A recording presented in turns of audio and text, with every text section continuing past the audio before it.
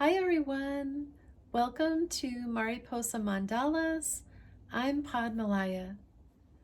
For today's Journaling with Art project, I'm going to skip the warm-up scribble for the video.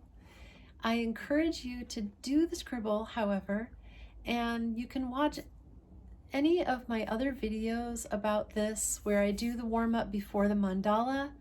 And I believe there is a video or a short somewhere where I just do the scribble. I'll check and put some links in the comments and in the description, wherever it fits in.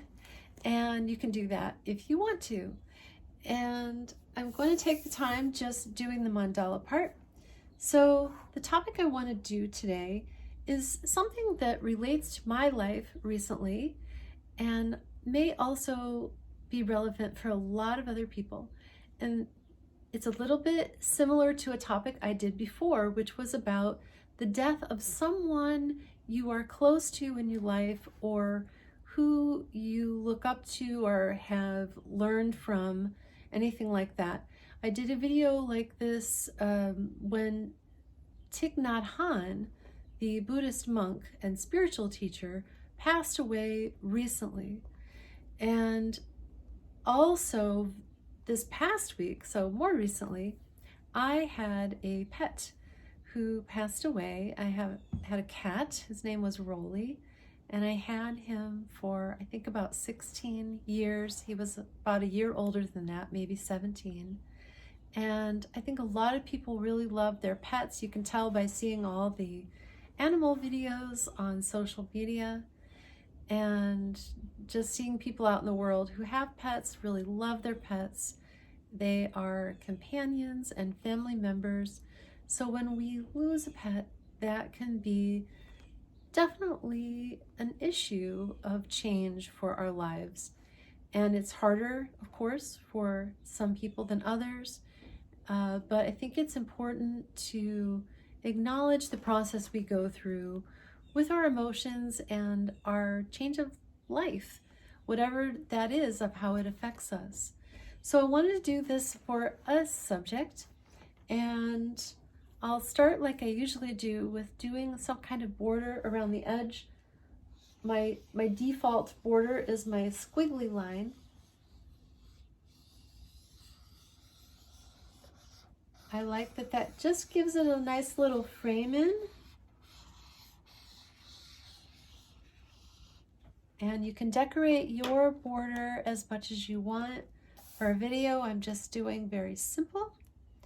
And for the mandala, I've talked about this and shown it on some other ones.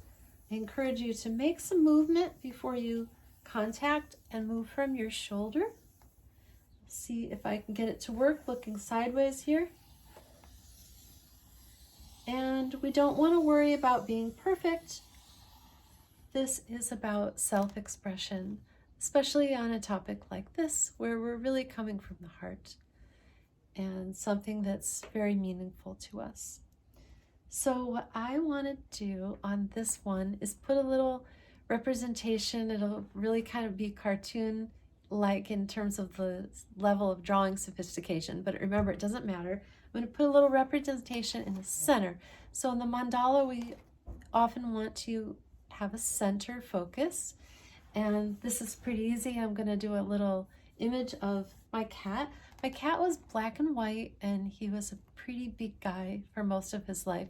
He was probably a type of cat called a Norwegian forest cat, and he had been a stray. And he was very muscular, very floofy, and really big guy with a strong personality. So black and white, and just gonna, let's see if that looks like the center. Just make a little representation of him. And those are probably too big looking, but we'll do his cute little nose.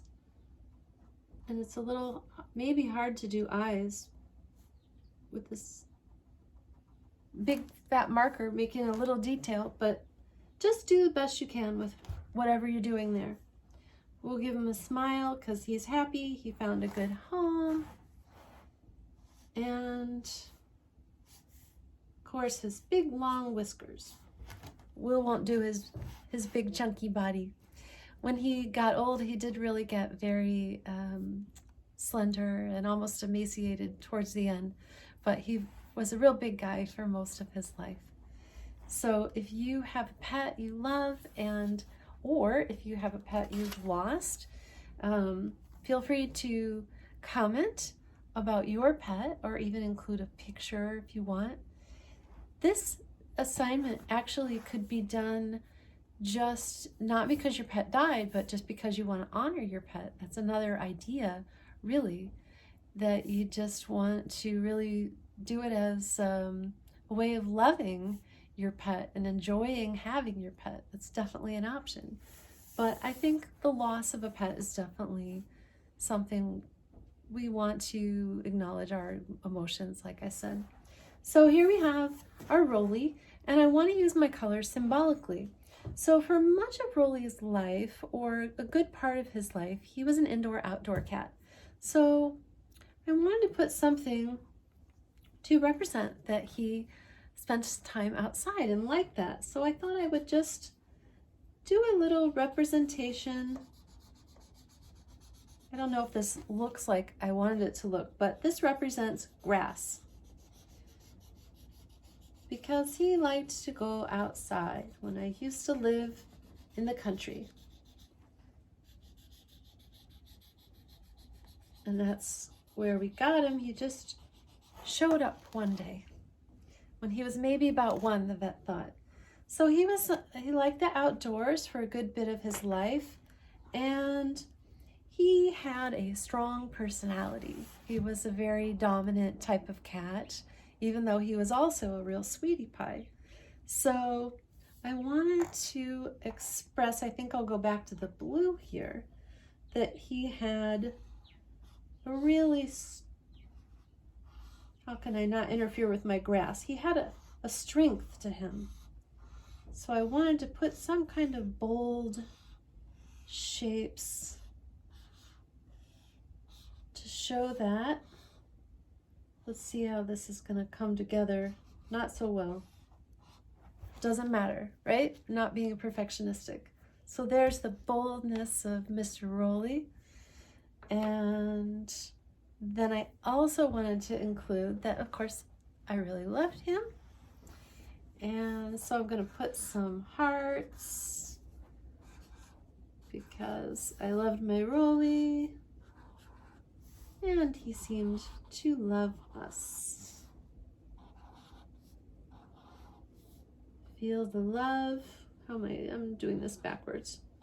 Feel the love, feel the love. He was also a big sweetie pie.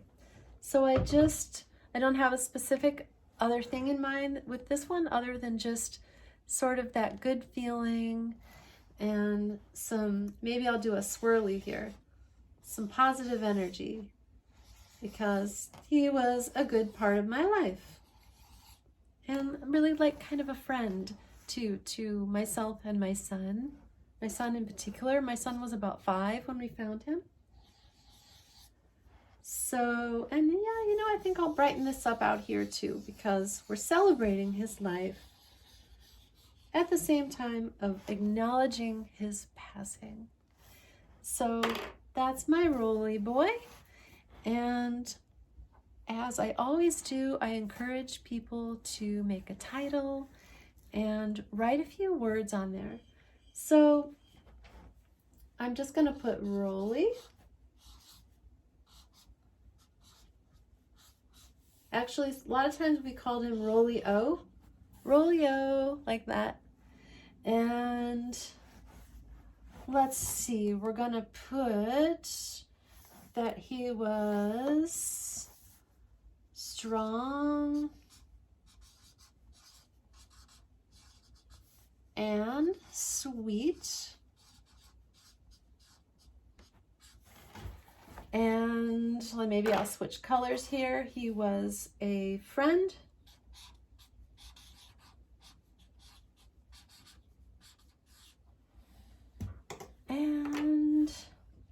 what else can we say about him? He was a companion. Well, I think I'm going to put part of our lives, because that was quite a long time. And I'm going to put the date down here. We are almost at the end of March, but we're at March 2022. It's good to put the date on. You think you'll remember, but you forget. If you happen to look back at this years later, which I have actually done, and there you have it. You just keep it really simple. Don't try to do anything fancy. It's just what's being expressed with your feelings and your thoughts and your ideas. So come from your heart, and I encourage you to do a mandala if you have ever lost a pet. It could even be in the past, a long time, but you are remembering that pet. Or it could be recent, or if sometime happens in the near future and you want to process it. The other variation, again, I suggested also, you could just do this regarding a pet who is alive and you are honoring their life. Either way, but this one is the loss of my sweet Roleo, and we were fortunate to be able to bury him in the garden at a friend's house, because I live in an apartment now, so I don't have any garden space, but my friend was so kind as to allow us to do that.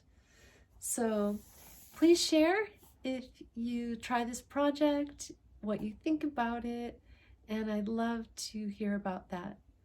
Thank you for being here, and I'll see you next time. Namaste, everyone. Bye-bye.